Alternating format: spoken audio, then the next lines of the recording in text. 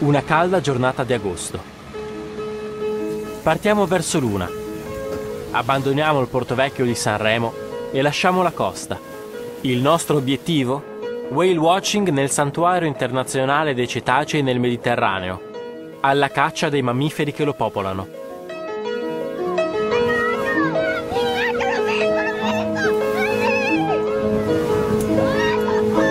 Oggi abbiamo avuto la possibilità di vedere delle stenelle striate, dei delfini che raggiungono una dimensione di 2 metri, 2 metri e mezzo più o meno. Come attività noi ci occupiamo di dare la possibilità alle persone di vedere gli animali nel loro ambiente naturale.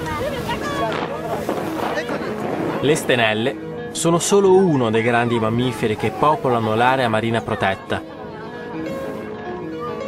Non è raro, ad esempio, avvistare globicefali, balenottere o il soffio di un capodoglio.